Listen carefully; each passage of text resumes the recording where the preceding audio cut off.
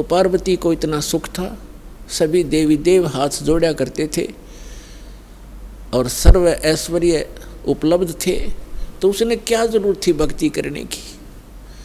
तो इसलिए भगवान शिव के पास जो मंत्र था वो स्वयं जाप करते थे, वो पार्वती जी को मंत्र बताया नहीं। एक दिन भगवान शिव सैर सपट्टे को गए हुए थे बाहर, पीछे से नारद जी आ गए और नारद जी बोले कि हे माता,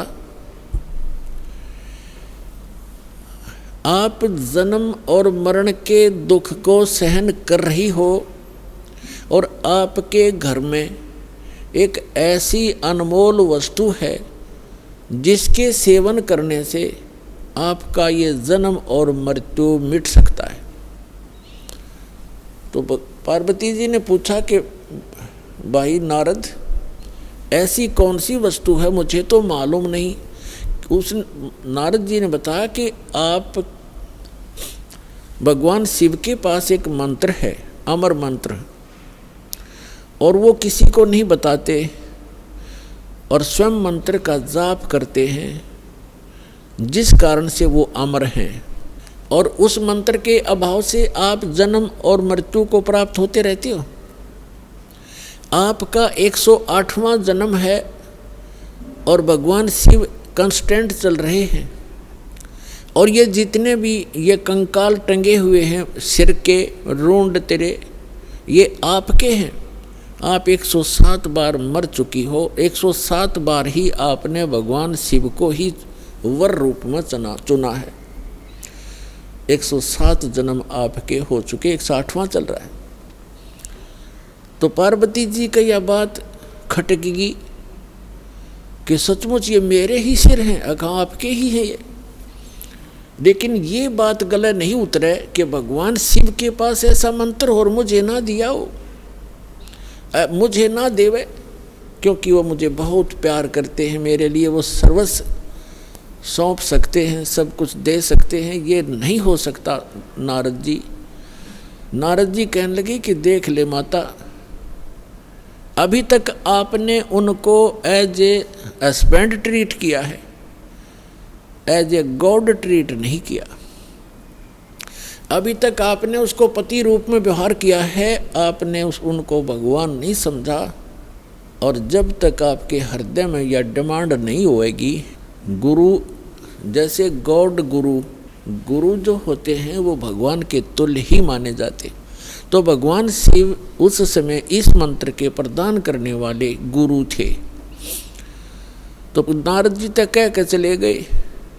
अब पार्वती की नींद आराम होगी कि भगवान को आने दे, और मुझसे कोई अवश्य कोई ऐसी गलती बनी है जो ऐसी वस्तु को मुझसे छुपा रखा है, मैं अवश्य अभाग्नि कोई गलती कर रही होंगी। एकदम नम्रता आई। पहले तो पार्वती जी जैसे पति पत्नी बोलते हैं ऐसे बोला करती थी, और उस दिन आते ही चरणों में दंडवत प्रणाम किया और पैर पकड़ के रोने लगी। भगवान शिव ने पूछा कि किसने क्या कह दिया आपको, क्यों रो रहे हो, बताओ मुझे एक बार। तो पार्वती ने कहा कि आपके रहते मुझे कौन क्या कह सकता है, लेकिन मैं बहुत निकम्मी हूँ कि मैं ऐसी कोई गलती कर रही हूँ जिस कारण से आपने मुझसे एक अनमोल वस्तु छुपा रखी है। और मैं तो बालक हूँ, आप तो भगवान हो, बालकों की गलतियाँ माफ़ किया करते, मैं तो बालिका हूँ आपके सामने, और मुझे क्षमा करो, मुझसे कोई ऐसी गलती हुई। आपके पास एक अमोघ मंत्र है जिससे मेरा कल्याण हो सकता है। तब भगवान शिव ने पूछा, भगवान शिव ने सोचा आज या कौन सा स्टेशन पकड़ेगी, यदि कदे भी इस बात के निकट भी नहीं थी, ना ऐसा मैंने कदे भाव देखा, ऐसी विनम्र नहीं देखी। तब उसने कहा कि तुझे कौन ऐसा भगवान मिल गया जो तेरी बुद्धि बदल दी। ये तेरे सतर का ज्ञान नहीं पार्वती, तेरी बुद्धि को मैं खूब जानता हूँ। तब पार्वती जी ने कहा कि नारद जी आए थे, उन्होंने मुझे बताया है कि ये जितने भी ये कंकाल टंगे हुए इस माला में, ये मेरे सिर के, मेरे मुंह के रुंड ये मेरे ही बताए हैं। मैं 107 बार मर चुकी हूँ और आपको ही पति बनाया है मैंने।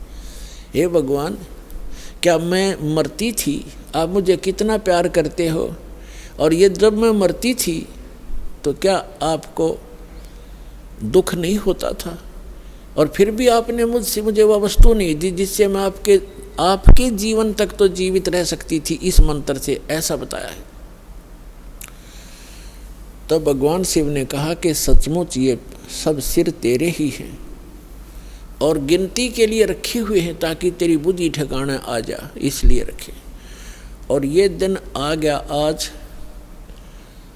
तो परमात्मा ने, भगवान शिव ने कहा कि आज तक मैं तेरी मृत्यु के उपरांत मैं कितना दुखी हुआ करता वो तो मेरा मन जाने। जैसे उन्होंने बताया कि एक बार राजा दक्ष के यहाँ तू मृत्यु को प्राप्त हुई थी और तेरे उस अस्थि पिंजर को लिए मैं 10,000 वर्ष तक सीने से लगाए फिरा करता।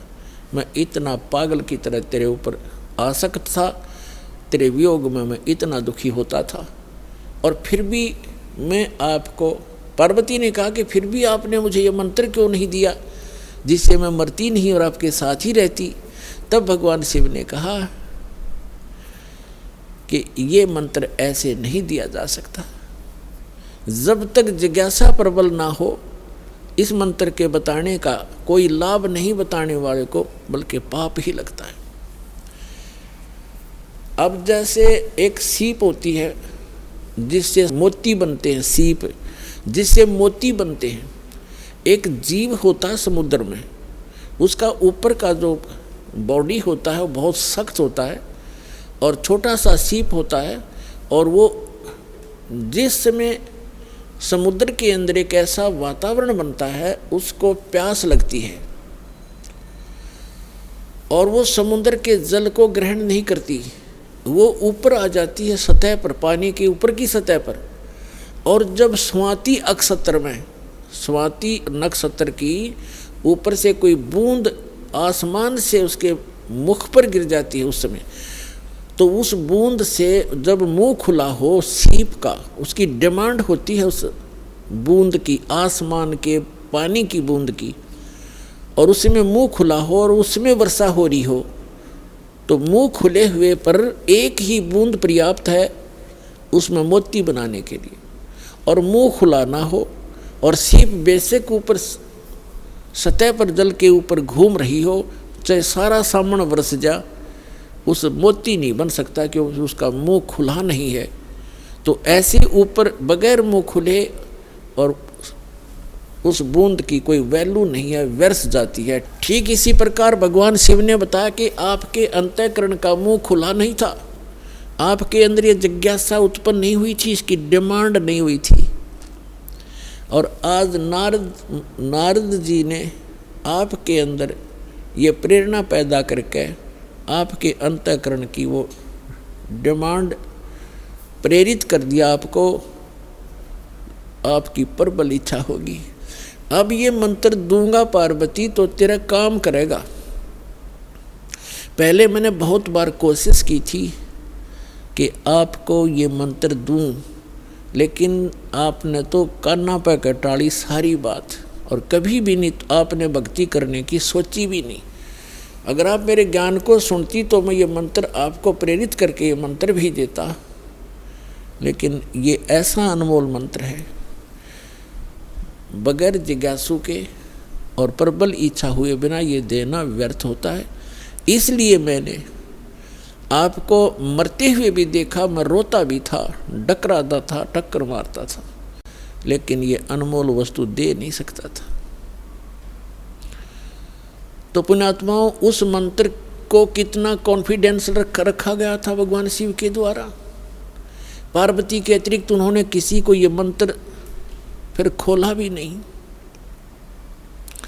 अब पार्वती से कहा कि इस मंत्र को मैं उस स्थान पर दूंगा, कोई अन्य जीव जंतु ना सुन ले।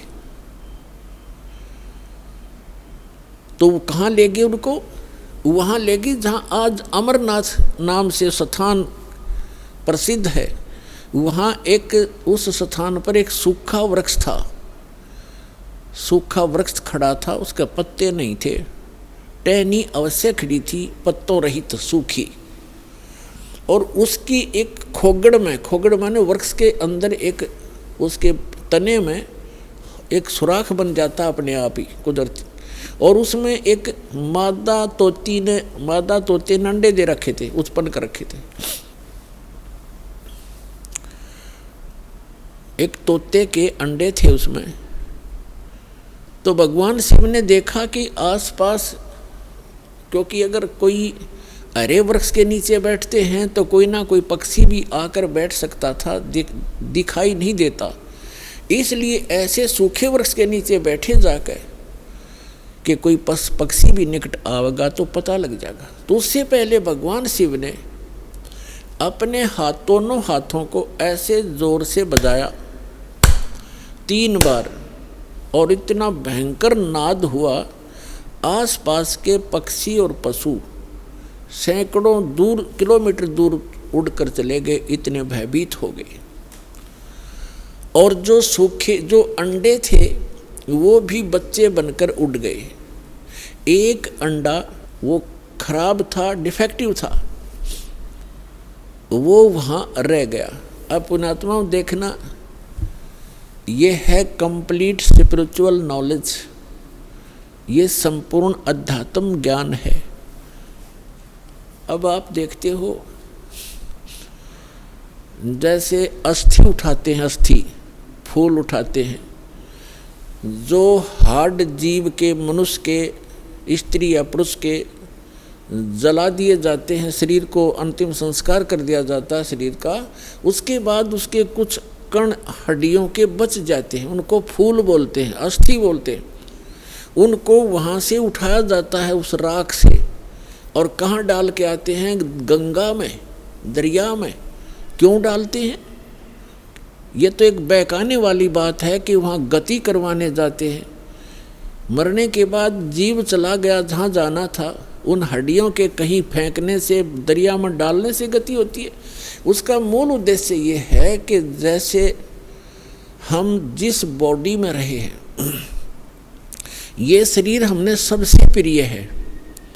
इंसान कोई रोगी हो जाता है, रोग भयंकर होता है, उसमें बहुत इलाज करवाना पड़ता है, तो अपने मकान और ज़मीन को भी बेचकर इस शरीर को सुरक्षित रखना चाहता है।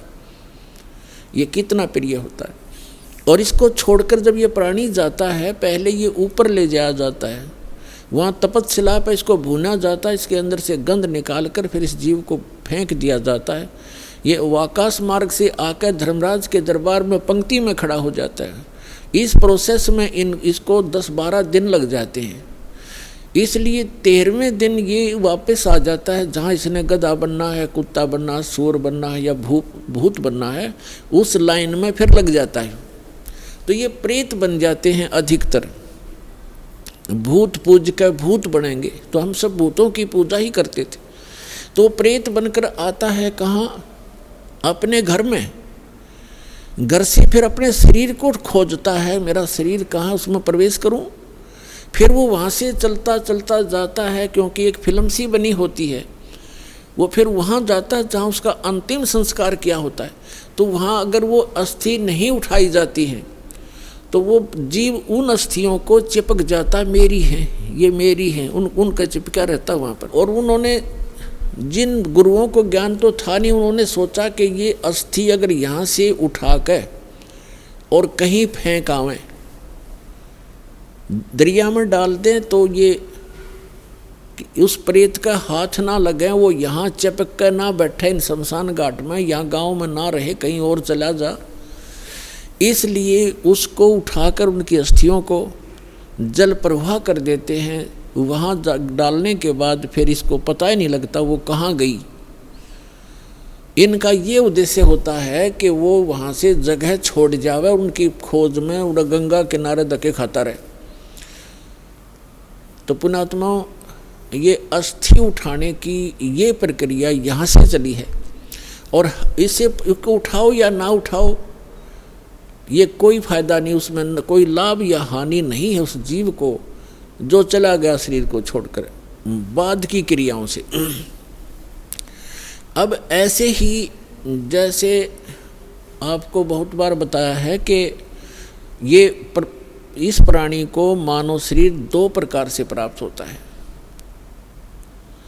एक तो 84 लाख योनियों को भोग गए, एक टर्न वाइज एक मानव शरीर कंपलसरी प्राप्त होता है, और दूसरे प्रकार का वो होता है जो शुभ संस्कारों से लगातार भी कई मनुष्य जीवन आपके पूर्व जन्म के पुण्य संस्कारों से हो जाते हैं।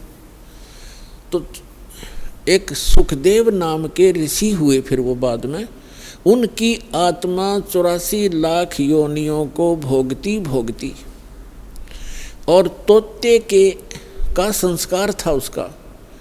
अब तोते में उसका इतना ही संस्कार था कि उस गंदे अंडे में ही उसकी वो अंडा उसके निमित्त था वो अंडा। जैसे गर्भ में ही कई बच्चे मर जाते हैं, तो उनका उतना ही संस्कार होता है उस मनुष्य जीवन का, तो वो पूरा कर लिया उसने। एक मनुष्य जीवन गर्भ में मर जाना, बाहर आते ही मर जाना, इस तरह।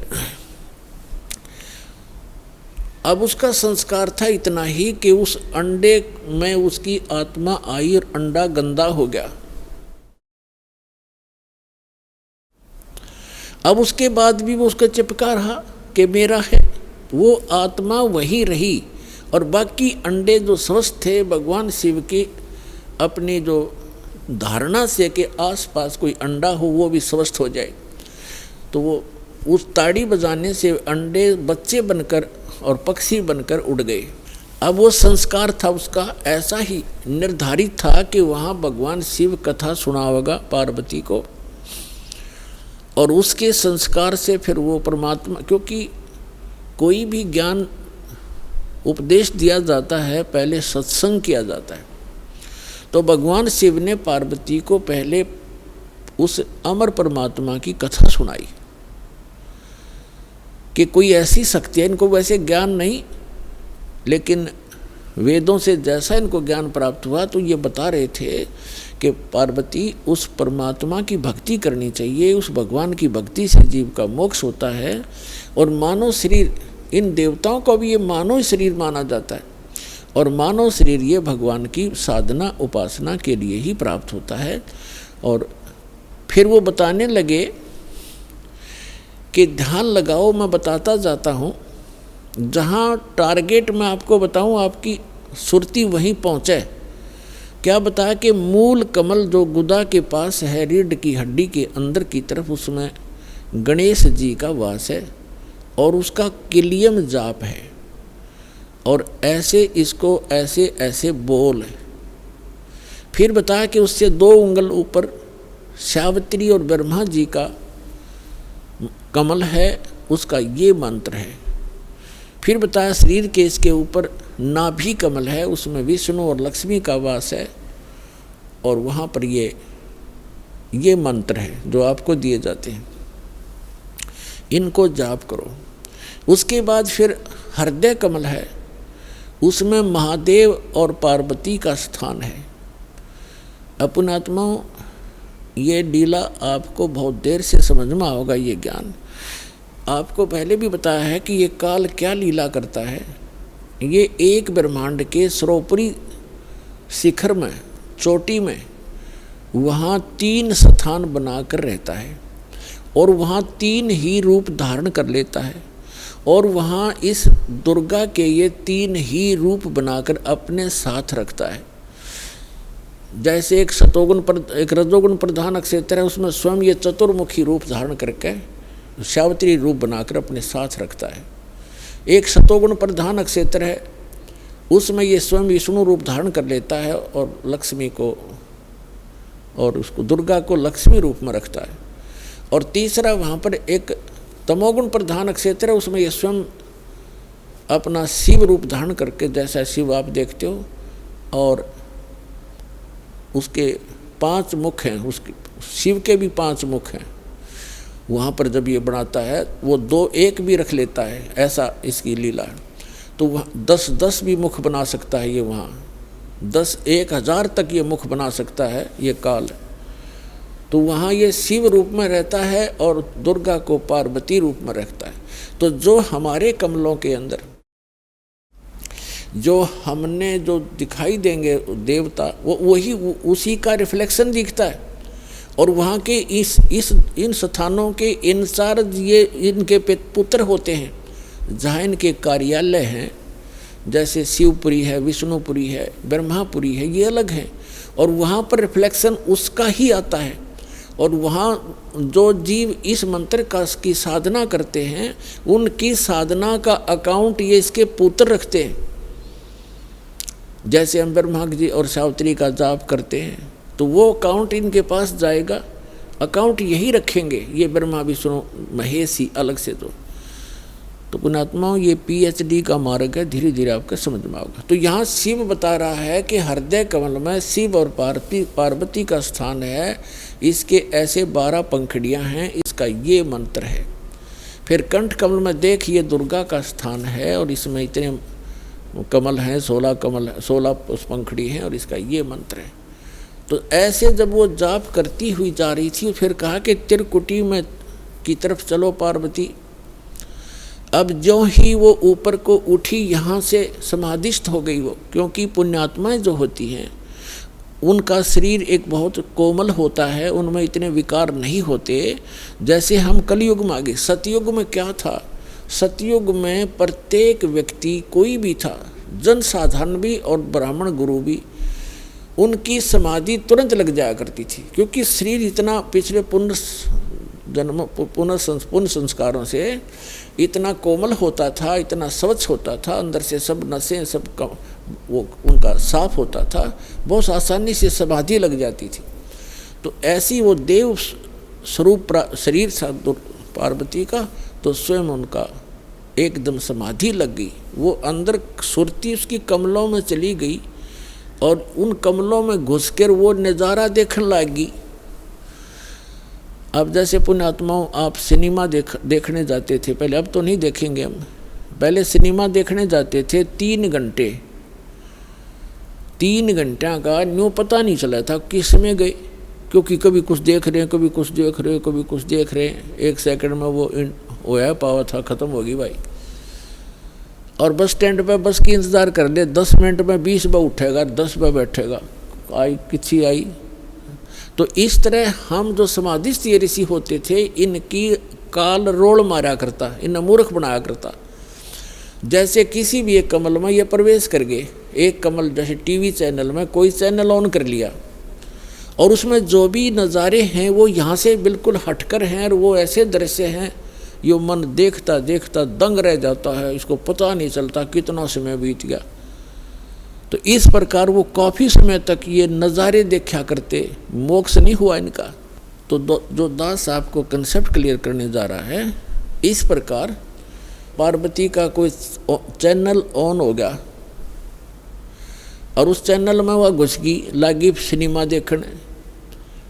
अब जब सुरती चली जाती है दूर तो आभास शरीर को नहीं होता। जैसे हमने कई बार देखा कि बातें कर रहे होते हैं बस स्टैंड पर, और कुछ जो हमें नहीं ज़रूरत जिन व्हीकलों की, जैसे हम इंतज़ार कर रहे हैं बस की, अरे कोई ट्रक आ गया और उसके हमारे पास से गुजर गया हॉर्न देता हुआ, हमें पता भी नहीं वो हॉर्न कब देकर बजा के चला गया। हम इतने उन बातों में मगन हो गए, इतनी सुरती हमारी वहाँ से हट गई। तो ऐसे पार्वती की सुरती हट गई। और शिव जी बता रहे थे कि ऊपर देखो मूल कमल में आपको ऐसे दिखाई देगा, हृदय कमल में ऐसे दिखेगा। तो पार्वती की समाधि लगी, किसी कमल में पहुँच गई, वह घुस गई उसमें, वह सैर सपट्टे कर रही।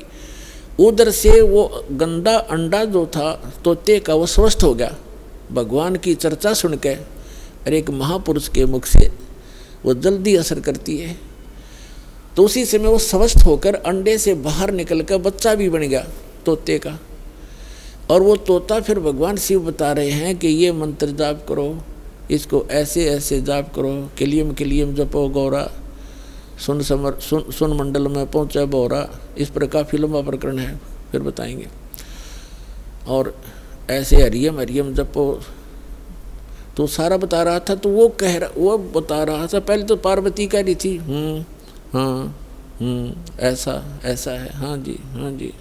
तो फिर तोता लग गया कहने हाँ जी।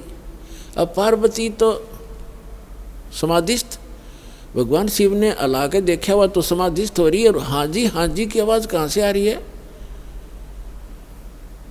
तो जब उसने देखा कि अवश्य यहाँ कोई व्यक्ति है, इधर उधर देखा तो तोते ने सोचा है भी शिव जी पकड़ेगा, तेरी टिटवी दाबेगा। अब वो उड़ लिया, तोता वहाँ से उड़ लिया फर्र दे ही करके। अब शिव जी ने देखा कि इसने मेरा मंत्र प्राप्त कर लिया, और तोता बड़ा बदमाश होता है, यो किताब बोलेगा इसने। और ये ऐसे बताने से किसी व्यक्ति के हाथ लग गया। जैसे ये राक्षस क्यों बन गए, जो साधना करते थे मर्यादा तोड़ गए, सब विकार करने लगे, और उस भक्ति की से उसमें सिद्धियाँ उतनी ही आ गई जो देवताओं में थी, लेकिन उनके कर्म बिगड़ गए, तो वो बराबर की शक्ति युक्त हो गए और दुखदायी एलिमेंट बन गए। इसलिए इन मंत्रों को अभी तक हम गुप्त रखते हैं कि एक आम जो बगैर किसी अधिकारी के इसको दिया नहीं जा सकता, यह हानि कर सकता है, फिर आम समाज के लिए भी दुखदायी बन जाता है। तो ये कारण था कि आम व्यक्ति को जनसाधारण कहते हैं भाई ये मंत्रों को तुम्हारे गुरुजी गुप्त क्यों रखते हैं।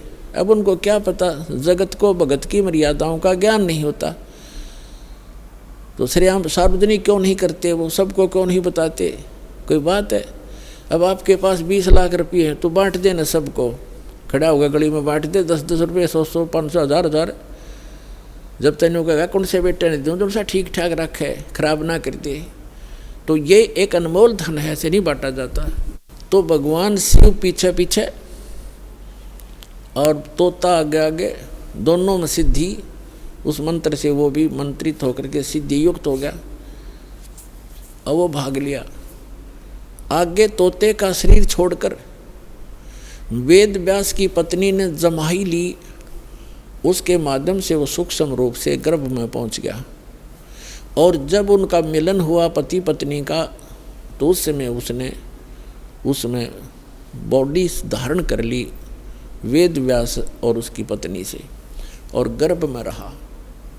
तो भगवान शिव आए पीछे पीछे और कहा कि पार्वती, वो व्यास की पत्नी, तेरे पेट में मेरे ज्ञान का चोर है, मैं इसे मारूंगा। तो उसने कहा कि क्यों मारोगे, क्या गुस्ताखी कर दी, यदि कोई जीव, मुझे तो मालूम नहीं, आप तो अंतर्यामी हैं भगवान, आपने को पता होगा, क्या बात होगी कि इसने मेरा अमर मंत्र चुरा लिया, सुन लिया, और ये अमर हो गया, और कहीं ये किसी और को बताओगा, इसलिए मैं इसने ख़त्म करूँगा, मारूँगा। तो व्यास की पत्नी कहने लगी, बोले नाथ, एक तरफ तो आप कहते हो ये अमर हो गया, अमर हो गया तो आप मारोगे कैसे इसको। तो शिव जी वहाँ से आ गया, भाई बात तो ठीक है, गर्भ में ऐसे साधक को हानि नहीं पहुँचा सकता, जो पूर्व जन्म के कुछ संस्कारी होते हैं वो गर्भपात से मरण नहीं होता उनका। और फिर व्यास जी और उसकी पत्नी भी साधक थे, तो साधक को कोई भी देव जो हानि नहीं पहुंचा सकता। तो भगवान शिव वापस आ गया। अब कहने का भाव ये है दास का कि पार्वती जी को वो मंत्र मिला भगवान शिव से, कहाँ, जहाँ पर आज हम एक अमरनाथ का मंदिर मानते हैं, अमरनाथ मानते हैं, और वहाँ अपने कल्याण के लिए हम वहाँ दर्शनार्थ जाते हैं कि हमारा मोक्ष हो जाएगा। अमरनाथ पर जाने से नहीं, अपने आत्माओं वो मंत्र से मोक्ष हुआ पार्वती का, उस अमरनाथ से नहीं। अमरनाथ एक स्थान है जहाँ पार्वती जी को वो अनमोल मंत्र प्राप्त हुआ था। अब इस दास के पास वो कंप्लीट स्पिरिचुअल नॉलेज है, वो अमर मंत्र है। ये अमर मंत्र जो भगवान शिव ने पार्वती जी को दिया, ये तो इतना अमर है, जब तक शिव रहेगा पार्वती की मृत्यु पुनः नहीं होगी, और एक दिन पार्वती भी मरेगी, शिव भी मरेंगे, ये अविनाशी नहीं है। श्री इसका प्रमाण है श्री देवी भागवत 3रा स्कंद सचित्र मोटा टाइप 3रे स्कंद में गीता प्रेस गोरखपुर से प्रकाशित के 123 पृष्ठ पे भगवान विष्णु स्वयं कहते हैं, अपनी माता की स्तुति करते हैं दुर्गा की, तुम शुद्ध स्वरूपा हो, ये सारा संसार तुम ही से उद्भासित हो रहा है, मैं ब्रह्मा और शंकर आप ही के कारण हम वर्तमान हैं, और हमारा तो आविर्भाव माने जन्म और तिरोभाव माने मृत्यु हुआ करता है। हम अविनाशी नहीं हैं। अपने आत्माओं, जैसे इस दास से मंत्र आप जी को बरवाला के पुराने आश्रम में मिला है, तो उसके लिए वो पुराना आश्रम अमरनाथ है, जहाँ वो मंत्र मिला आपको। अब उस बरवाला आश्रम में माथा टेकने तो नहीं, उस मंत्र के जाप करने से आपका मोक्ष होगा। और वो मंत्र आपको ये दास कहीं भी मिल जावे, जैसे घर घर जाया करते थे हम, वो घर में मंत्र देते थे, तो उनके लिए वो स्थान है, वो अमरनाथ, जहाँ ये मंत्र मिला था। उस अमरनाथ उस अमर मंत्र के मिलने वाले स्थान से मोक्ष नहीं, चाहे माथा टेको चाहे ना टेको, उस मंत्र के जाप से, मर्यादा में रहते हुए साधना करने से आपका मोक्ष होगा। अब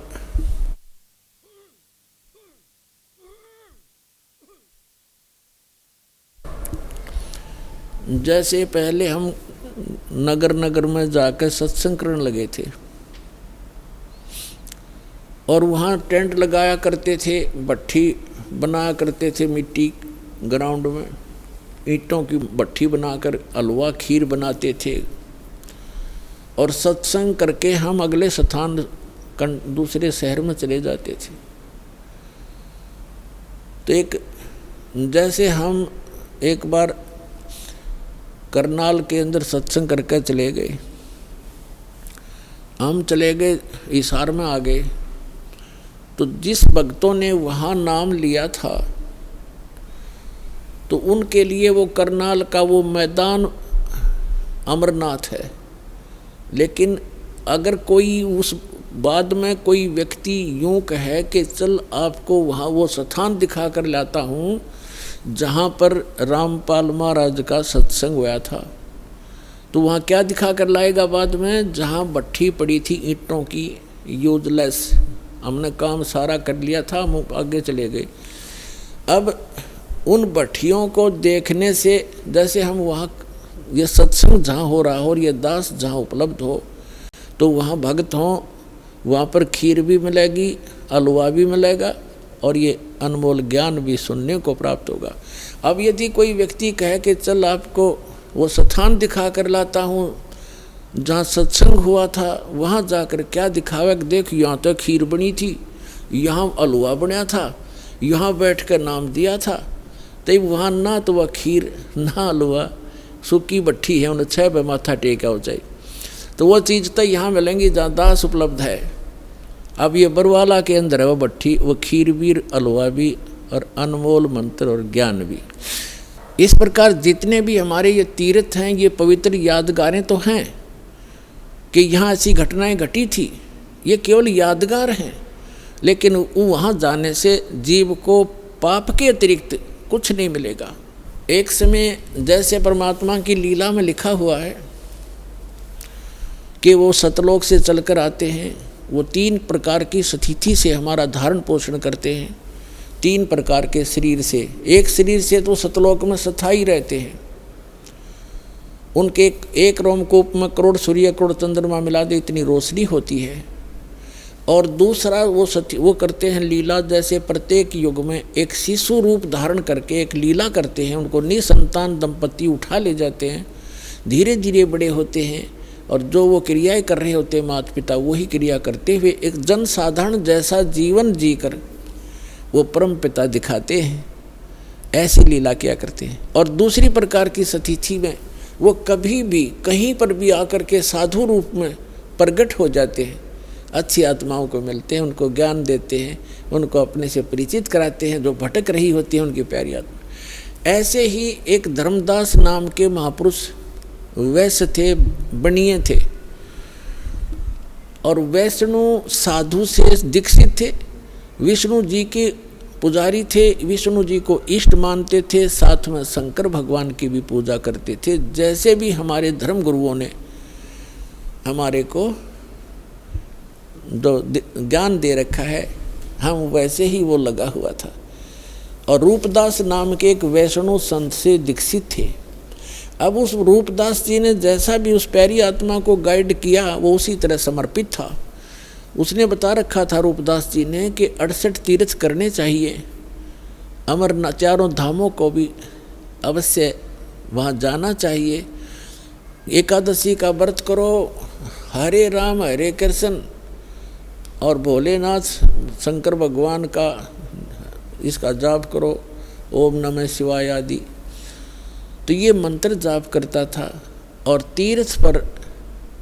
तीर्थ भ्रमण के लिए वो चले वहाँ से। जब भगवान उनको मिले उस समय लगभग 80-82 वर्ष की उम्र थी, 85 वर्ष की उम्र थी धर्मदास जी की। तीर्थ यात्रा पर गए हुए थे मथुरा के तालाब में, जहाँ भगवान, जैसा कि हमारे धर्मगुरुओं ने बता रखा था कि यहाँ श्री कृष्ण गौ चराया करते थे, इस सरोवर में नहाया करते थे, गौओं को पानी पिलाया करते थे। तो उस श्रद्धा से सभी वहाँ उस तीर्थ पर जाते हैं और फिर गिरिराज के चक्कर लगाते हैं। अपने आत्माओं, ये भोली आत्मा ये तो कहती हैं कि रामपाल तो हमारे देवी देवताओं को, धार्मिक तीर्थों को जो है अच्छे नहीं बताता। अब विचार करो, जिस गिरिराज यानी गोवर्धन पर्वत की आप महिमा गाते सुनाते हो, उसकी लीला क्या है। जैसे धर्मदास जी को परमात्मा मिले, फिर उनसे पूछा कि आप, ये लंबी वार्ता है, समय थोड़ा है, लेकिन आज जो दास बताना चाहता है कि तीर्थों पर और इन ऐसे यादगार स्थानों पर जाने से जीव का मोक्ष नहीं और केवल पाप ही होते हैं, पुण्य नहीं। क्योंकि पुण्य तो इसलिए नहीं कि शास्त्र, वो श्रीमद् भगवद गीता में वर्णन नहीं उसका, और जो शास्त्र में वर्णित साधना नहीं है वो अध्याय नंबर 16 के गीता के मंत्र 23 में स्पष्ट ही कर दिया है कि शास्त्र विधि को त्याग कर जो मनमाना आचरण करते हैं उनको कोई लाभ नहीं होता, ना सुख होता, ना गति होती, और ना ही उनको कोई सिद्धि प्राप्त होती, यूजलेस। तो धर्मदास जी को परमात्मा एक जिंदा महात्मा के रूप में मिले। पहले तो उनकी वो गीता का पाठ कर रहे थे भगवान, पहले तो तालाब में नहाए, फिर विष्णु जी की एक मूर्ति शालिग्राम था, उसको नहाया धोया, नए कपड़े पहनाए, पुराने कपड़े धो कर सुखा दिए भगवान के, फिर धूप दीप दे करके उसको जो ऐसे धूप धाप दे कर लग गया गीता का पाठ करने। परमात्मा निकट से बैठ के 20-30 फुट की दूरी, 50 फुट की दूरी पे, और ध्यान से सुन रहे हैं, जैसे बहुत अच्छा लग रहा है। धर्मदास जी ने भी उस दिन एक अध्याय करा करता पाठ था, उस दिन 4-5 मोटे मोटे से 4-5 अध्याय सुना दिए। ये जान करके ये सामने बैठा एक मुसलमान हमारे धार्मिक ग्रंथ ज्ञान से कितना प्रभावित है। जब सारा कुछ सुना लिया, जो भगवान निकट आकर बैठ गए और कहा, हे महात्मा जी, मैं भटकी हुई आत्मा हूँ, देखो पुण्यात्माओं, हमारे पिता ने हमारे तक पहुँचने के लिए कितना कैसे छल छिद्र करने पड़ते हैं, क्योंकि काल ने हमारी इतनी बुद्धि खराब कर दी इस गलत ज्ञान से, और यह झूठे सुख में इतने रंग दिए। ब्रह्मा विष्णु महेश को इष्ट मानकर हमारी पूजा में, इनकी पूजा में दृढ़ कर दिए।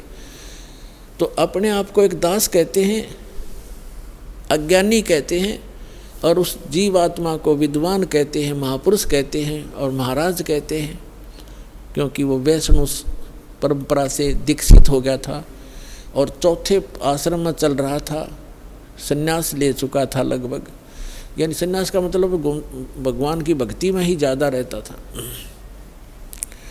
तो उसको कहते हैं भगवान के, हे महाराज जी, मुझे कुछ ज्ञान सुना, आपका बहुत अच्छा ज्ञान लग रहा था मुझे, लेकिन मैं समझ नहीं पा रहा था। तो फिर लगा धर्मदास जी ने बताया कि 68 तीर्थ करने चाहिए, राम कृष्ण का जाप करना चाहिए, ओम नमः शिवाय का जाप, यानी भगवान शिव की भक्ति करनी चाहिए। तो भगवान ने कहा कि मुझे आप अपना दीक्षा दे दो, मुझे, मैं कुछ भक्ति कर लूँ। तो धर्मदास जी ने कहा कि मैं दीक्षा देने का अधिकारी नहीं हूँ, और ऐसे कोई दीक्षा देने से कोई लाभ नहीं होता, मैं आपको अपने गुरुजी रूपदास जी से मिला दूंगा, आप उनसे दीक्षा ले लेना। और बगैर किसी आज्ञा से, अधिकारी से, ना दीक्षा लेने वाले को लाभ, देने वाले को पाप गणा। मैं नहीं कर सकता ऐसी गलती। तो तब तक परमात्मा ने कहा कि मेरी कुछ शंकाओं का समाधान कर दो ताकि मैं आपके गुरुजी के पास जाकर दीक्षित हो सकूं। तब परमात्मा ने ये क्या बताने लगा धर्मदास कि हम कोई जीव हिंसा नहीं करते, हम तो वैष्णव साधु हैं, हम मांस वास नहीं खाते। तब परमात्मा ने कहा कि देखो आप यहाँ क्या क्रिया की आपने, कि गिरिराज का एक पूरा चक्कर लगाया मैंने, इस गोवर्धन का चक्कर लगाया है और आज यहाँ रुका हूँ। और इस भगवान के ये धाम है, ये तीर्थ है मथुरा का, इसमें स्नान किया है। इसमें स्नान करने से बड़ा पुण्य होता है, बड़े इसमें लाभ होता है, मोक्ष होता है, और गिरिराज का जो चक्कर लगाने से जीव का कल्याण होता है। परमात्मा बोले कि आप गीता को सत्य मानते हैं? हाँ जी मानता हूँ। आप नाम क्या जपते हो? हरे राम हरे कृष्ण कृष्ण कृष्ण हरे हरे, राधे राधे श्याम मिला दे। क्या ये मंत्र गीता जी में है? कि नहीं, जो गुरु मंत्र दे दे उसी से लाभ होगा। गीता अध्याय नंबर 16 के श्लोक नंबर 23 में लिखा है कि शास्त्र विधि को त्याग कर, आप ही पढ़ रहे थे अभी, भगवान ने कहा जो मनमाना आचरण करते, अपनी मनमुखी जो मंत्र जाप करते हैं वो यूजलेस है, ना उनको सुख होता है, ना कोई गति होती है, ना उनको कोई सिद्धि प्राप्त होती। आप तो गीता को पढ़ते हो, करते हो इसके विपरीत हो, आप विधान तोड़ रहे हो। और गीता का ज्ञान किसने बोला? महात्मा परमात्मा ने कहा कि श्री कृष्ण जी ने बोला। अच्छा, श्री कृष्ण श्री कृष्ण कौन है? कि विष्णु जी। विष्णु जी की मृत्यु होती है कि नहीं? वो तो अजरो अमर है, वो परमात्मा सर्वशक्तिमान। अच्छा, गीता जी का ज्ञान दिया, श्री विष्णु कहो चाहे श्री कृष्ण कहो, आपके शब्दों में। हाँ जी, हाँ जी। तो गीता अध्याय नंबर 4 के श्लोक नंबर 5 और 9 में आप ही पढ़ रहे थे। ये खुद कहता गीता ज्ञानदाता कि मेरे और तेरे अर्जुन बहुत जन्म हो चुके, तू नहीं जानता, मैं जानता हूँ। दूसरे अध्याय के 12वें श्लोक में आपने पढ़ा, यानी परमात्मा ने ये संकेत में बताया कि अभी आप पढ़ रहे थे, वो खुद कह रहा है कि मेरी जन्म मृत्यु होती है। ये 10 श्लोक बता रहा है आपको। और 10वें अध्याय के दूसरे श्लोक में कहा कि मेरी उत्पत्ति को ना ये देवता जानते। स्तब्ध हो गया एकदम, जैसे सुन हो जाकर, और आप कहते हो यह जरूर है। और ये खुद कहता 18वें अध्याय के 62वें श्लोक में कि यदि तूने पूर्ण मोक्ष चाहिए तो उस परमेश्वर की शरण में जा, उसकी कृपा से तो परम शांति को और सनातन परम धाम को प्राप्त होगा। वो परमात्मा कौन है उसके बारे में बताओ मुझे, तब मैं दीक्षा लूँ तुम्हारे से। तो नाराज हो गया भगवान, नाराज हो गया कौन? धर्मदास। कि तू आप तो हमारे देवी देवताओं को हे बताते हो, आप तो मुसलमान हो इसलिए। परमात्मा बोले मैं नहीं बताता, आप ये बताइए मुझे कि ये गिरिराज की आपने परिक्रमा की, ये कथा सुना दे मुझे। धर्मदास जी ने सुनाया ने, एक बार ना यहाँ देवी देवताओं की पूजा हुआ करती थी, और भगवान कृष्ण ने ये कहा कि इन देवी देवताओं की पूजा बंद करो, इंद्र की पूजा भी बंद कर दो, केवल एक परमात्मा की भक्ति करो। जिससे एक शुद्ध होकर के इंद्र ने इतनी जबरदस्त वर्षा कर दी, 96 मेघ माला, 96 करोड़ मेघ माला एकदम वर्षा दी, मूसलधार वर्षा होगी। तो भगवान शिव ने, कृष्ण ने इस गिरिराज को उठा लिया था हाथ पे, और सारे ब्रज की रक्षा कर ली, सारा इंद्र बरस लिया, सारा वर्षा हो ली, कोई खूब मुसलधार, लेकिन एक बूंद भी नीचे नहीं आने दी। इस गोवर्धन के ऊपर ही सोख दी भगवान ने। परमात्मा बोले थारी बुद्धि ले गए चोर। अब तेरे कृष्ण जी कहने लग रहे देवी देवताओं की पूजा मत करो, देवताओं के मुखिया इंद्र की भी पूजा छुड़वाई उन्होंने, और तब इन देवताओं के चपट रहे। और फिर नो कह मैं देवताओं की थारी बेइज्जती करता हूँ। और जिस जोड़ में तू ना आया, इसमें इसने तो छोड़ कर वो चले गए। श्री कृष्ण द्वारका में रहा करते थे, वहाँ जाओ ना वहाँ गड्ढो तुम। अब वो द्वारका भी ना रही, वो समुद्र में डबो दी, इसलिए डबो दी थी कि यहाँ धक्के खाना होंगे ये बोली आत्माएं, मोक्ष होगा भक्ति से। अपने आत्माओं ये ज्ञान है, अभी तक हमने अज्ञान भर रखा था अपने अंदर। ये काफ़ी लंबी कथा है, लेकिन शॉर्ट में जो दास बताना चाहता है वो इतना ही है। फिर परमात्मा ने कहा कि आप कहते हो कि मैं कोई जीव हिंसा नहीं करते, आप कहाँ से चल कर आए हो? कि बांधवगढ़ से आया हूँ। कहाँ? मथुरा में। कितनी दूरी है, कितना डिस्टेंस है मथुरा और बांधवगढ़ का? धर्मदास जी ने कहा यानी 250-300 मील होगा। कोस, पहले कोस चलती थी, यानी 850 किलोमीटर डिफरेंस है मथुरा और बांधवगढ़ का। तो परमात्मा ने कहा किस साधन से आए आप? धर्मदास जी ने कहा मैं पैदल आया हूँ महात्मा भाई, पैदल आया हूँ जिंदा महात्मा जी, मैं पैदल आया हूँ।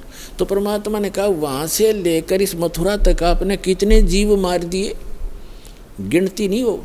और इस तालाब में नहाए, इस मथुरा के इस तालाब में नहाए, ये लोटा पानी का भर के लाए हो आप, देख इसमें कितने जीव जंतु। ये तो इस 2 लीटर पानी में इतने, और उसमें जिसमें आप मल कर नहा रहे थे, कितने जीवों का कचूमर काट दिया धर्मदास, करोड़ों जीव मार दिए इतने। और इंतजार तुम कहते हो मोक्ष होगा, तुम तो पाप के भागी होगे। पृथ्वी ऊपर पग जो धारे है, करोड़ जीव एक दिन में मारे। कहते 70 ब्राह्मण की है हत्या, जो चौका तुम देवो नित्या। ब्राह्मण संस हत्या जो होई, जल स्नान करत हो सोई। अब जैसे आपके शास्त्रों में कहा है कि ब्रह्म हत्या का पाप बहुत भारी होता है, जीव हिंसा ब्रह्म, और जैसे जीव हिंसा ब्रह्म का होता है, वैसे भक्त को मारा जाए और जीव हिंसा होती है। तो कहते एक जो तुम ये खाना बनाने से पहले मिट्टी और गोबर से वो स्थान लीपा जाता था, और कहते हैं आपने जो ये चौका लीपा है जहाँ रोटी बनानी थी, इतने पोर्शन में 1000 करोड़ जीव मार दिए। कहते हैं कि पृथ्वी ऊपर पग जो धारे, करोड़ जीव एक दिन में मारे। जैसे आप सारा दिन घूमते फिरते हो, एक दिन में आप करोड़ों जीवों को नाश मार डालते हो। और कहते जो चौका ब्राह्मण 70 ब्राह्मण की है हत्या, जो चौका तुम देवो नित्या। जो नित्य तुम लिपा पोती करते हो, इसमें 70 ब्राह्मण जैसी जीव हिंसा हो जाती है। और ब्राह्मण सेंस हत्या जो होई, जल स्नान करत हो सोई। इस तालाब में नहाते हो ना, इसमें इतने जीव मर जाते हैं, 1000 ब्रह्म हत्या का पाप तुम्हें लगता है। हरी भांति पृथ्वी के रंगा, अंत कोट जीव उड़े पतंगा। खान पान में दमन प्राणी, कैसे पाओ मोक्ष निशानी। तुम खाते हो पीते हो, इसमें भी जीव मरते हैं। आटा गूंदते हो, इसमें भी मरते हो। पोछा लगाते हो, इसमें भी मरते हैं। और तुम कहता है हम जीव हिंसा नहीं करते। अपनात्माओं, आपके मन में ये बात आएगी कि कहने का भाव ये है दास का कि उस तीर्थ पर जाने और आने में आपने जो पाप जीव मारे वो तो आपके बैड अकाउंट में, और पुण्य एक भी को नहीं, क्योंकि वो सदग्रंथों के विपरीत साधना है। शास्त्र विधि को त्याग कर वो मनमाना आचरण है। तो यहाँ आपके मन में ये शंका आएगी। अच्छा, एक तो ये कंसेप्ट आज का जो सत्संग है, ये कंसेप्ट चल रहा है कि तीर्थ क्या है, ये अमरधाम वैष्णो देवी आदि कैसे बने, ये क्लियर हो गया। एक दूसरा ये था कि भगवान के दर्शन से नहीं मंत्र से मोक्ष होगा। जैसे आप श्री कृष्ण जी, श्री विष्णु जी और श्री भगवान शंकर जी को भगवान मानते हो, जैसे पार्वती से ज़्यादा दर्शन शिव के कोई नहीं कर सकता। वह तो उसकी धर्मपत्नी थी, अर्धांगिनी थी, सबसे ज़्यादा दर्शन वो एक करया करती, लेकिन मोक्ष नहीं था। उस मंत्र से मोक्ष हुआ। भगवान खुद वो परम अक्षर ब्रह्म 120 वर्ष तक हमारी भारतवर्ष की पृथ्वी पर काशी के अंदर रह कर चले गए, और करोड़ों व्यक्तियों ने दर्शन करे, लाखों ने।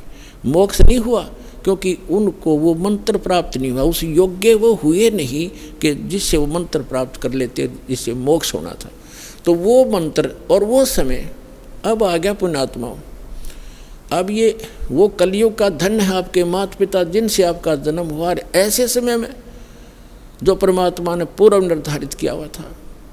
अब वो समय आ गया है, वो कंप्लीट कोर्स आपको प्राप्त होगा और इस मंत्र से मोक्ष होगा जो आज दास के पास उपलब्ध है। इसको प्राप्त करो और अपना कल्याण कराओ।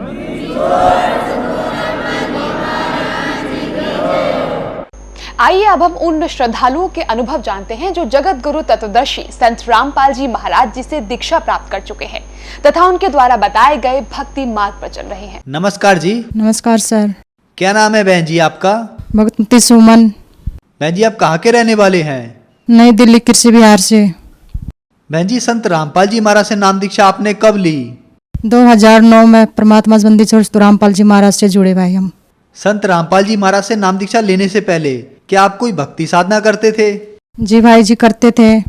संतोषी माता को पूजती थी, देवी देवताओं को, पितरों को, गोगा को, सब अनेक प्रकार की जो भक्ति होती है समाज की सब करते थे। भोले जी की भी करते थे, शिव जी को, गणेश की, सब करते थे भाई। बहन जी आप ब्रह्मा विष्णु शिव जी की भक्ति साधना करते थे, इनसे आपको क्या लाभ हुए? भाई लाभ तो कुछ नहीं हुआ, बस यही है कि देश समाज को देखते देखते हम भी करते रहे, चलते रहे। फिर हमारे भगत जी को, मेरा आदमी को, भगत जी को बहुत परेशानी आई। शराब पीते थे, बीड़ी पीते थे, गुटखा खाते थे, जर्दा खाते थे और बहुत मतलब बीमार रहते थे वो। और घर में नुकसान ही नुकसान रहता था। कई देवी देवताओं को ले जाते थे, झाड़ फूक वालों को ले जाते थे, उनको कहीं से कोई राम नहीं मिलता था भाई। बहुत परेशान रहते थे, अड़चन आती रहती थी। और घर की इतनी हालत ख़राब थी कि हम 20 साल किराए पर रहते थे। मेरी शादी हुई तो मैं मतलब घर से निकाल दिया था मेरे जेठानी और जेठ ने, तो हमारे पास घर भी नहीं था, हम किराए पर रहते थे। फिर मेरे बच्चे भी बहुत लेट हुए थे, बच्चों के लिए परेशान थी। ऊपर से भगत जी बीमार भी रहते थे, शराब भी पीते थे और घर भी नहीं था। तो इतनी हालत ख़राब थी कि मैं सोचती थी कि अब क्या करूँ परमात्मा, इतनी गरीबी और इतना परेशानी होती थी कि बहुत ज़्यादा। बहन जी संत रामपाल जी महाराज के बारे में जानकारी आपको कहाँ से मिली? सर मेरी बुआ सास का लड़के ने नामदान ले रखा था संत रामपाल जी महाराज जी से। तो मेरे पति देव थे जो हॉस्पिटल में नाम एडमिट कर रखे थे, तो वहाँ किडनी में उनको प्रॉब्लम थी। तो शाम को घर आए तो उन्होंने बोला कि भाई कैसे लेटे हुए? तो मेरे पति जी बोले कि भाई मेरे को ऐसे ऐसे किडनी में प्रॉब्लम है। तो उन्होंने आके बोला कि भाई ऐसी ऐसी बात है कि बरवाला आश्रम में संत रामपाल जी महाराज आए हुए हैं, उनसे नामदान उपदेश लेके और अपना दर्द ठीक हो जाएगा। तो सर हम रात निकालनी हमें मुश्किल हो गई, तो हम बच्चों को लेके सुबह दोनों आदमी और मेरी बुआ सास का लड़का हमें लेके चले गए बरवाला आश्रम में। वहाँ जा जाके हमने लंबी लाइन में तो लगे, लेकिन हमने ये नहीं पता था वहाँ जाके कि नाम लेने के बाद गुरु संत रामपाल जी महाराज से दर्शन होते हैं और आशीर्वाद लिया जाता है। तो सर हम 2 घंटे लाइन में, मैं भी खड़ी रही माइयों की लाइन में और मेरे भगत जी बच्चे को लेके खड़े रहे। जैसे हमारा परमात्मा संत रामपाल जी महाराज जी के पास जाने का नंबर आया तो हमसे पूछा गया वहाँ सेवादारों ने कि आपने नामदान कब लिया? तो हम बोले सर हमें तो नामदान का हमें पता ही नहीं था, कैसे भी लिया जाता। तो बोले कि नामदान लेने के बाद ही गुरु जी से आशीर्वाद मिलेगा। तो हम दोनों को अलग से कर दिया था लाइन से। तो फिर हम 2 घंटे लाइन से खड़े रहे। तो फिर वहाँ जाने के बाद हमारे को सारे नियम पढ़ाए और नामदान टेम्पल लेके गए। वहाँ जाने के बाद परमात्मा बंदी छोड़ सतगुरु रामपाल जी महाराज से नामदान लिया। संत रामपाल जी के एक शिष्य जो कि आपके रिलेटिव थे, वो आपके घर आए और उन्होंने आपसे कहा कि संत रामपाल जी महाराज से नाम दीक्षा लो और आपके पति ठीक हो जाएंगे। तो क्या संत रामपाल जी महाराज से नाम दीक्षा लेने के बाद आपके पति ठीक हुए और क्या लाभ हुए आपको संत रामपाल जी महाराज से नाम दीक्षा लेने के बाद? सर मेरे पति देव की किडनी ठीक हुई। मोदी हॉस्पिटल वालों ने 2006 से उनको मतलब इलाज करते करते उन्होंने जवाब दे दिया था कि हमारे बस के नहीं, आप घर ले जाओ। तो सर मेरे जो बुआ सास के लड़के आए उन्होंने 2009 में मेरे पति देव को नाम दिला संत रामपाल जी महाराज जी से। तो वो सतगुरु रामपाल जी महाराज से नामदान लेने के बाद 2009 में जैसे हमने नाम लिया तो 2-3 महीने के बाद ही किडनी बिल्कुल ठीक और मालिक ने बंदी छोड़ सतगुरु रामपाल जी महाराज ने उनको जीवन दान दिया। उसके बाद सर मेरे बेटे को सांप ने घर में काट लिया था और सांप ने काटने के बाद मेरा बेटा बंदी छोड़ सतगुरु रामपाल जी महाराज की दया से बच गया है। सर मेरे पति दारू भी पीते थे, बीड़ी भी पीते थे, गुटखा भी खाते थे, मीट भी खाते थे और मारते पीटते भी थे और घर से भी निकाल देते थे और बच्चों को भी मतलब ध्यान इतना नहीं देते थे। तो संत रामपाल जी महाराज जी से इतनी बड़ी दया हुई तो सारे नशे पते सब छूट गए मालिक की दया से और मालिक की भक्ति करते बंदी छोड़ सतगुरु रामपाल जी महाराज जी की। और सर एक बार मेरा एक्सीडेंट भी हो गया था, इतना गैप आ गया था मेरी हड्डी में, यहाँ पे पैर में, घुटने में। तो सर डॉक्टर ने बोल दिया था कि ऑपरेशन होगा। ऑपरेशन तो मैं नहीं करवाती थी, मैंने सोचा कि मैं संत रामपाल जी महाराज जी से एक बार बरवाला आश्रम में चली जाती हूँ। तो मेरे पति देव बोले कि तेरे को कौन लेके जाएगा लंगड़ी लूली को? तो मेरे जेठ के लड़के ने नाम ले रखा था। तो कहने लगा चाची मैं तुझे लेके चलता हूँ। तो मैंने कहा कि ऑपरेशन करवाऊंगी। तो सर मैं ऑपरेशन के आश्रम में आशीर्वाद लेने के लिए मालिक से संत रामपाल जी महाराज जी के पास गई। तो मैंने गुरुजी से बोला कि गुरुजी ऐसे ऐसे मेरा एक्सीडेंट हो गया। तो गुरुजी बोले कि बेटा ऑपरेशन नहीं होगा, इन टोकन लेके नाम सिद्ध करवा ले जा। तो सर मैं वहाँ से नामदान लेके और वापस अपने पैरों पर चल के आई यहाँ से, लेके मेरा पूरा पैर पर प्लास्टर था। तो सर मेरा ऑपरेशन भी टला, मालिक की ऐसी दया हुई, बंदी छोड़ के वो भी मेरा टल गया बंदी छोड़ की दया से। और सर मेरे पास घर नहीं था, मैं किराए पर रहती थी, 20 साल हो गए थे। और मेरे जेठ जिठानी रोहतक में रहते, मेरी जैसे शादी हुई तो मेरे को घर से निकाल दिया था। मेरे सास ससुर मेरी नंद और हम 4 आदमी थे, घर के 5 थे, पांचों के पांचों हम किराए पर रहते थे। और मेरे पास कोई घर बनाने की कोई व्यवस्था नहीं थी। और मालिक ने मेरे को फिर बंदी छोड़ सतगुरु रामपाल जी महाराज ने घर भी दिया, बच्चे भी दिए और सरकारी नौकरी भी दे दी। और मालिक ने बंदी छोड़ सतगुरु रामपाल जी महाराज के नाम लेने से इतनी मेरे ऊपर दया हुई बंदी छोड़ की कि आज मेरे पास 20-25 सारे मतलब बंदी छोड़ ने सब कुछ मेरे को दे दिया बंदी छोड़ ने। और मेरे बेटे का एडमिशन हुआ तो गीता कॉलोनी में यहाँ दिल्ली में। तो हम बोल रहे थे कि मैं उस टाइम बीमार रहती थी, तो मैंने सोचा कि मेरे बेटे का सुबह की शिफ्ट में हो जाए एडमिशन। तो सुबह की शिफ्ट में प्रिंसिपल कहने लगी कि आपका सुबह का में नहीं होगा, दोपहर में होगा। तो सर हमने मेरे बेटे का पहली बार फर्स्ट टाइम में 10वीं बेस पे हमने फॉर्म भरा था। तो फॉर्म भरने के बाद बोले कि वे इसका नंबर आता है तो ठीक है, नहीं तो फिर इसका सुबह की शिफ्ट में कॉमर्स में करते हैं, साइंस में नहीं करेंगे। साइंस में हम बोलते थे कि प्रिंसिपल तो मैडम हमारे बच्चे का सुबह का शिफ्ट में कर दो, शिफ्ट में तो नहीं करा उसने। तो कहली नहीं होगा तो आपका शाम में करूंगी। मैं मना कर दी कि मेरे तो बच्चा बीमार रहता, मैं बीमार रहती हूँ तो वैन कौन जाने छोड़ने के लिए, 2-2 वैन कहाँ से आएंगी। तो सर मालिक ने बंदी छोड़ सतगुरु रामपाल जी महाराज ने ऐसी दया करी। तो पहला फर्स्ट पेपर बच्चे का 10वीं बेस पे भरा था हमने कंप्यूटर इंजीनियर में। और बंदी छोड़ सतगुरु रामपाल जी महाराज ने ऐसी दया करी, 10,000 बच्चों बच्चा फर्स्ट आया और बच्चे का कंप्यूटर इंजीनियर में एडमिशन हो गया। बंदी छोड़ ने ऐसी दया करी मेरे ऊपर। सर एक लाभ और मुझे अभी अभी नया हुआ है। तो मैं 5-6 महीने से मेरे कान में प्रॉब्लम आ गई थी ऐसी अचानक से ही। तो कान में पस आती थी, बहुत दर्द होता था। तो मैं सफदरजंग में गई तो वहाँ बोले कि आपके कान में छेद है, पर्दा गल चुका है। तो सर मेरे भगत जी कहने लगे मेरे पति देव कि आप यहाँ सुनाई नहीं होती तो मोदी हॉस्पिटल में आपको ले चलता हूँ। तो सर वहाँ भी मैं 3-4 महीने दौड़ती रही। तो वहाँ भी मेरे को मतलब वो भी बोले कि कहने लगे कि आपको ऑपरेशन होगा।